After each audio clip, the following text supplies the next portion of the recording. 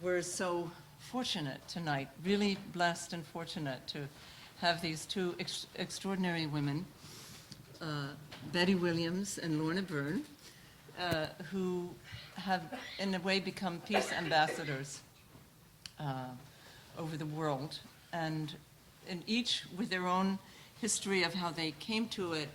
But what is interesting is that they just met a month ago. But when they met, they felt they had known each other their whole lives. Because Lorna has come here before, and I think you might be more familiar with her. She's called the Irish mystic, and who's can see angels, which is a beautiful, rare quality. And it just that ability to see angels in the world around people has helped numerous people, or let's say innumerable people, to have their own divine nature confirmed by that. And she gives them good news, and she gives guidance to them. So that's part of her work. And she's very much now guided to work within the religions. And also, in particular, within the religion of Islam here in America. Now, Lorna, you speak about an American gathering of angels, and those are your words, or what is that? Since the time I was a child, I've been seeing a particular angel. I don't see them in huge numbers, but the name I was told to give them was to call them American Gathering Angels. And when I was a child, I saw them in my own country and growing up, and I would see them with families or with one person, and always that person emigrated to America. And all of you here, regardless of your faith, your religion, you have all been gathered from all over the world. And you have been brought here to be Americans, to be part of that new race. And you have such an enormous part to play. You are part of the new race, and from this new race, from America, this new race, and you have to remember it's a powerful country. So many of the solutions for all the problems of the world come, but they start here. Everything mainly starts here, even though with Betty, a lot started in Ireland. But it's like, for some reason, unknown to myself, the root is actually here. So to me, that is why God keeps sending me back. And he keeps sending me back to the Muslim community, more so than any other. Yes. And why do you think that is? Why do I think that is? Because, again, you have to unify. You have to become one. You have to come together. I always remember, at times being challenged and said, how dare you, Lorna, say a Muslim has a guardian angel or a Jewish person has a guardian angel? No, nobody has, only us Catholics, And I see the guardian angel with every single person. And even if they're of no faith. Even with no faith. Even with no faith, they have a guardian angel. God has just got me so focused on yourselves. I've been told to keep on going back to America. And I keep giving out to him, but he says, no, Lorna, off you go. You must go. You must keep on telling them and giving them the messages over and over again till they start to, it's like the messages register with you. You start to do what Allah is asking you to do.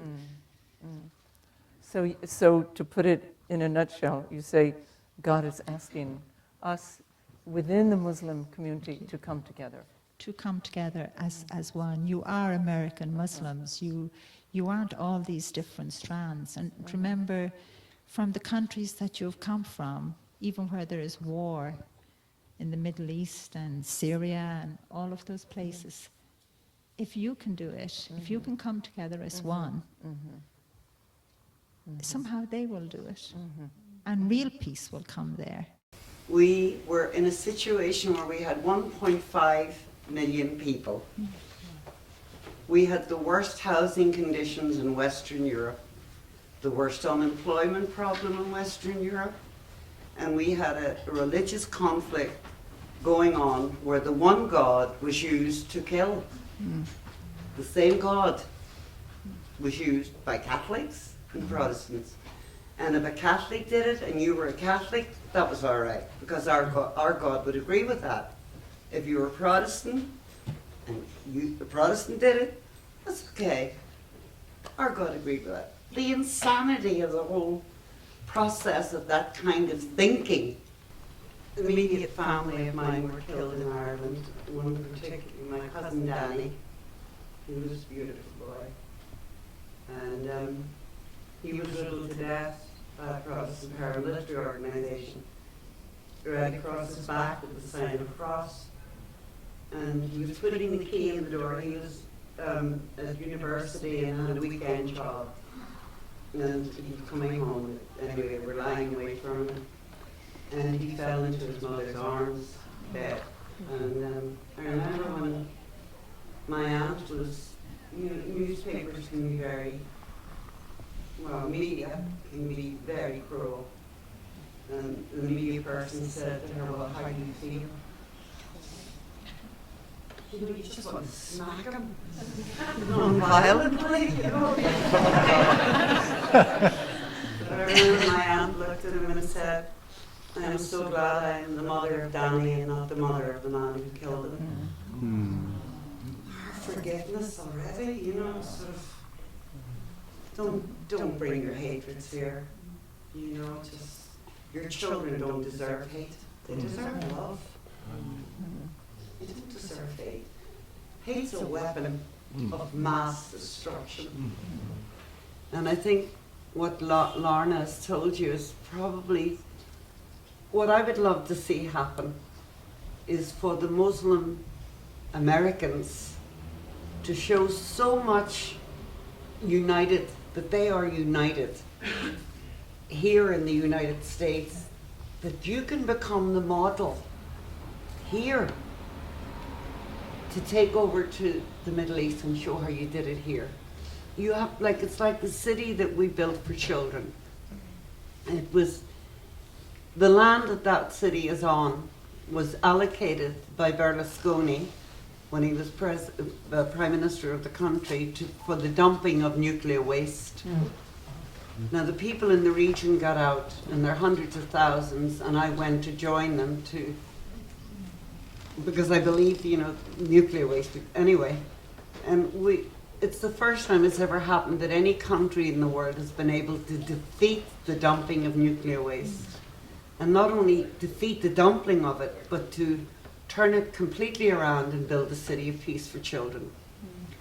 You're going to have to get groups here in the United States who have the courage, as Muslims, it doesn't matter what sect of Muslim you are, to have the courage here to come together in such a unified form that your brothers and sisters in the Middle East are looking at you for that example. This is what they're looking Lorna at. is trying to tell you. You have the freedom here to be able to do it. You wouldn't have those kinds of freedoms right now in the Middle East. You'd be too busy killing each other.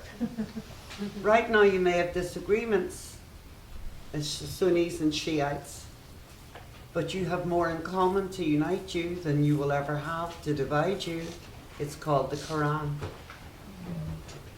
You show your love of your brothers and sisters in the Middle East by stopping the nonsense that's going on here in America. Supposed divisions between you. This is insane. Insane. Have the courage to come together, to stand together as brother and sister.